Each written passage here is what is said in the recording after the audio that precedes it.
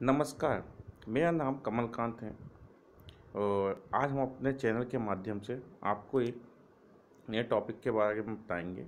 हमारे YouTube channel पाठशाला पर आपका हार्दिक स्वागत है। तो जो आज हमारा टॉपिक है वो गणित का टॉपिक है और उपरोक्त कक्षा का टॉपिक है ये, और जिसका नाम है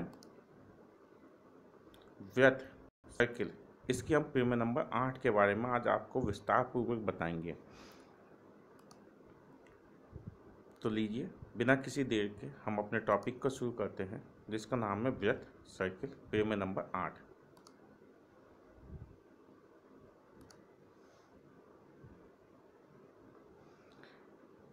कथन स्टेटमेंट। इस प्रमेय का स्टेटमेंट कुछ इस प्रकार से है।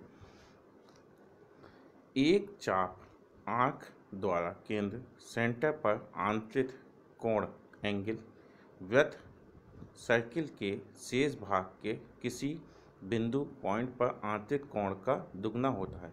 मतलब आज हम आपको इस प्रमेय को सिद्ध करके दिखाएंगे। एक चाप द्वारा केंद्र पर आंतरिक कोण वृत्त के शेष भाग पर किसी बिंदु पर आंतरिक कोण का दुगना होता है। वृत्त के शेष भाग का मतलब है परिधि पर आंतरिक कोण के। तो देखते हैं अपनी प्रमेय। दिया है एक वृत्त सर्किल COR में चाप आंख PQ दिया है, जो केंद्र O पर कोण POQ कोण आंतरित करता है तथा वृत्त के शेष भाग के एक बिंदु A पर कोण PAQ आंतरित करता है। यहाँ वृत्त का केंद्र O है तथा त्रिज्या R है। ध्यान दीजिएगा, वृत्त के शेष भाग का मतलब है उसकी परिधि पर स्थित किसी बिंदु का।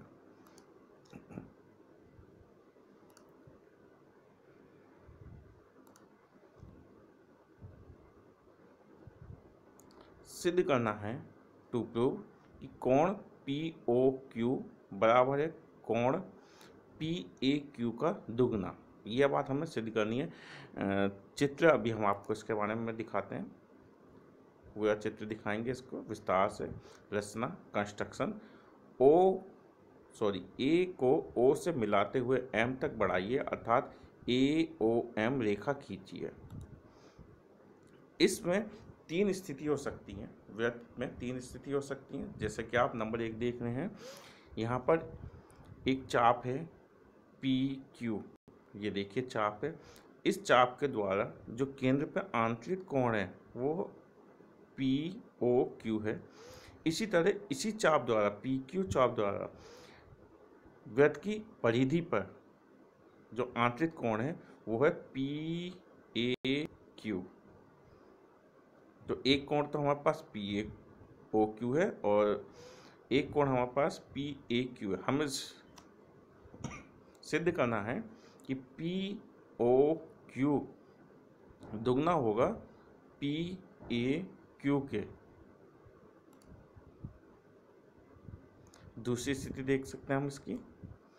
इसमें भी ऐसा ही है कि हमारे पास जो चाप है वो PQ है और इसके द्वारा आंतरिक कोण जो है वो POQ है, और इसी चाप द्वारा PQ के द्वारा जो आंतरिक कोण है वो PAQ है।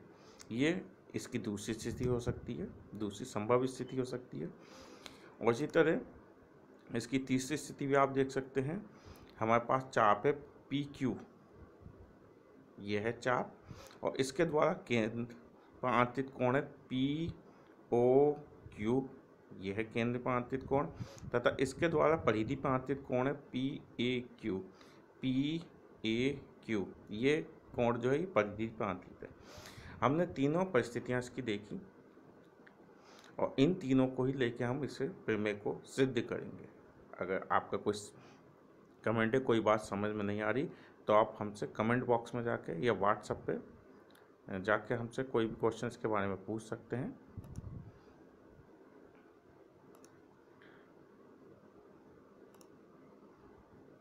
तो देखते हैं हम। अपना चित्र नंबर 1 आ गया हमारे पास।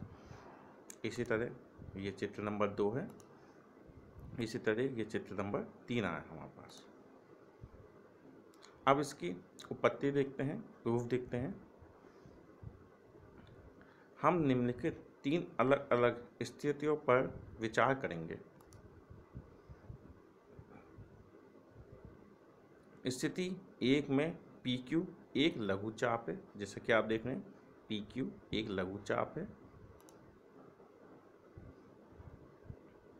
स्थिति 2 में PQ एक अर्धवृत्त सेमी सर्किल है। देखिए आप इस वाले चित्र में, चित्र नंबर 2 में PQ जो है वो एक अर्धवृत्त सेमी सर्किल है। इसी तरह स्थिति 3 में PQ एक दीर्घ चाप है, मेजर आर्क है। आप देख सकते हैं PQ एक मेजर आर्क है, दीर्घ चाप है। ये इसकी 3 संभावित स्थितियां हैं। आगे देखते हैं। पुनः हमारे पास चित्र आ रहे हैं। पहला चित्र, दूसरा चित्र, तीसरा चित्र, तीनों संभावित स्थितियों के चित्र हैं।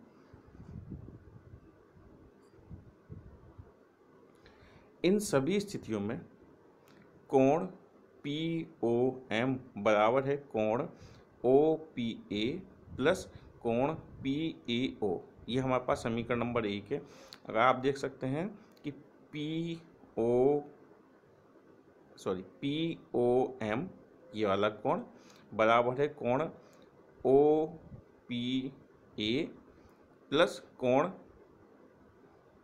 PAO, मतलब इस कोण का बराबर जो होगा वो इन दोनों के योग के बराबर होगा, ये वाला कोण। ऐसा क्यों, देखते हैं।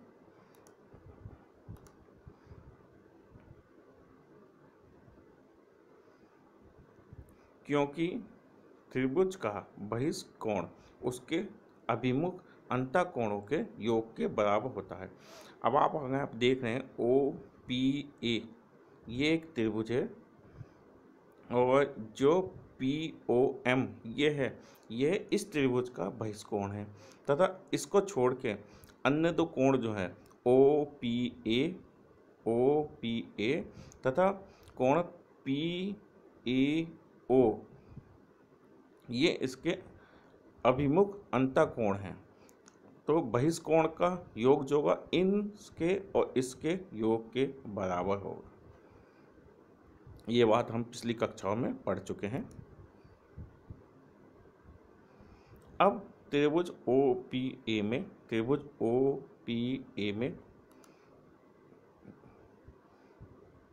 OA बराबर है OP के, जो कि बराबर है R। एक ही वृत्त की त्रिज्या है। आप देख सकते हैं OP और OA बराबर है, एक ही वृत्त की त्रिज्या है।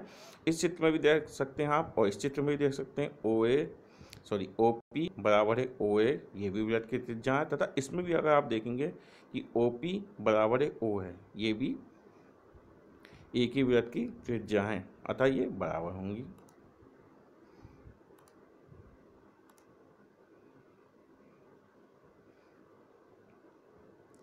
यदि त्रिभुज की दो भुजाएं बराबर होती हैं तो वह समद्विबाहु त्रिभुज आइसोसेलेस ट्रायंगल होता है,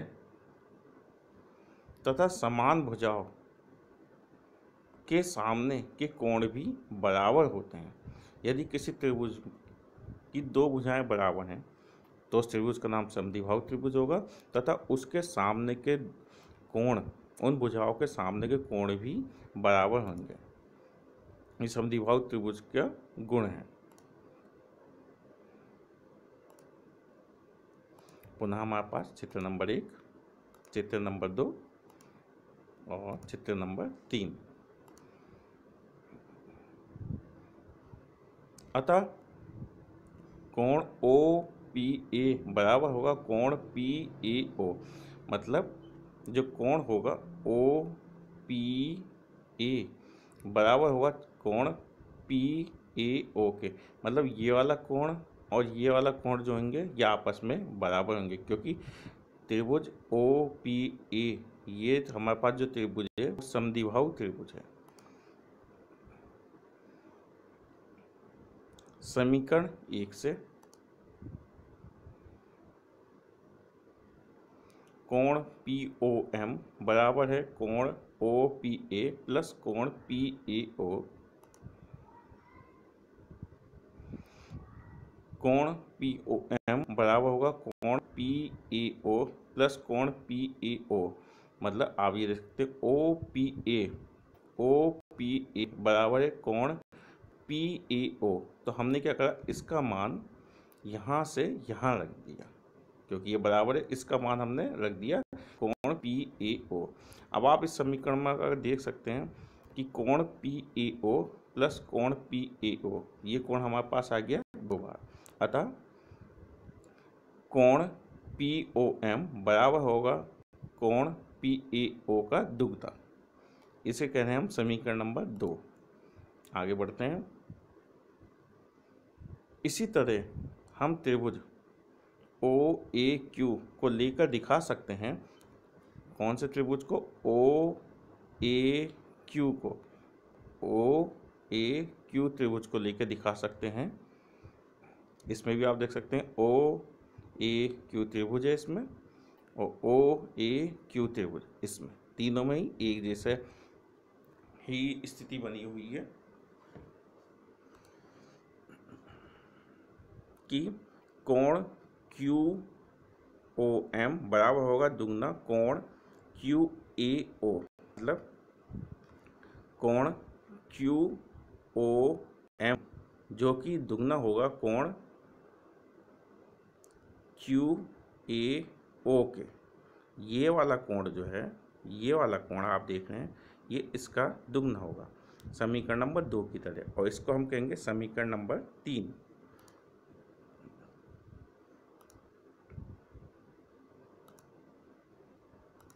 पुनः हमारे पास चित्र नंबर 1, चित्र नंबर 2, चित्र नंबर 3।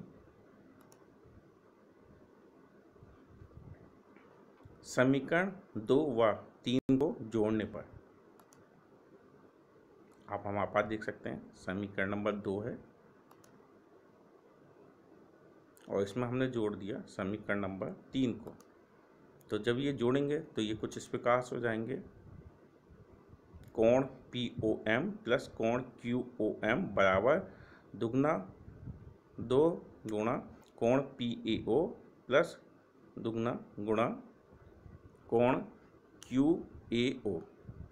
अगर आप इनको देखें पी ओ एम प्लस कोण क्यू ओ एम,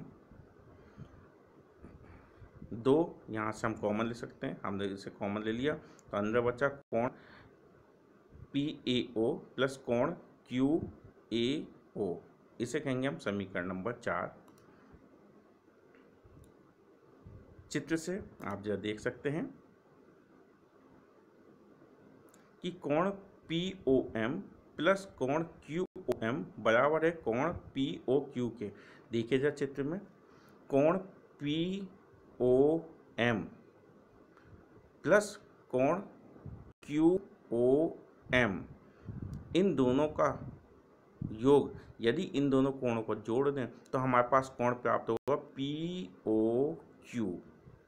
तीनों में ही यही स्थिति बनेगी, तीनों चित्रों में ये स्थिति बनेगी कि इस कोण का योग और इस कोण का योग बराबर होगा पी ओ क्यू के योग के। तथा आप देख सकते हैं कि कोण पी ए ओ प्लस कोण क्यू ए ओ जो कि बराबर होगा कोण पी ए क्यू के। मतलब इस कोण का और इस कोण को यदि हम जोड़ेंगे तो ये बराबर होगा पी ए क्यू के। अब इन दोनों मानों को हम उठा के समीकरण नंबर 4 में रख देंगे। देखते हैं हमारे पास चित्र आ रहे हैं, चित्र नंबर 1, चित्र नंबर 2 व चित्र नंबर 3। समीकरण 4 से देखते हैं,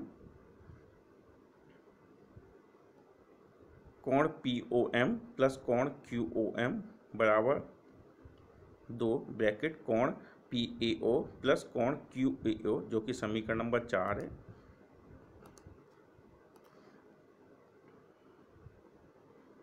तथा POM प्लस कोण QOM जो कि बराबर हो जाएगा कोण POQ के, तथा कोण PAO प्लस कोण QAO जो कि बराबर हो जाएगा कोण PAQ के। इन मानों को समीकरण नंबर 4 में हम रख देंगे। तो हमें कुछ इस प्रकार से प्राप्त होगा कि कोण POQ बराबर हो जाएगा 2 गुणा कोण PAQ के। यही बात हमें सिद्ध करनी थी, मतलब हमें सिद्ध करना था कि किसी चाप द्वारा केंद्र पे बना कोण परिधि पे बने कोण का दुगना होता है, और ये बात यहाँ पे हमने सिद्ध कर दी। इति सिद्धम।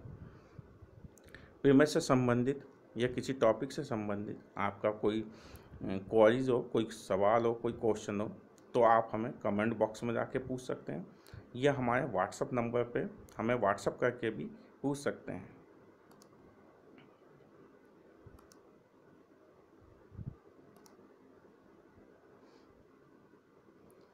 हमारे अन्य शैक्षिक वीडियो देखने के लिए आज ही हमारे YouTube चैनल पाठशाला को सब्सक्राइब करें। तब तक के लिए नमस्कार, धन्यवाद।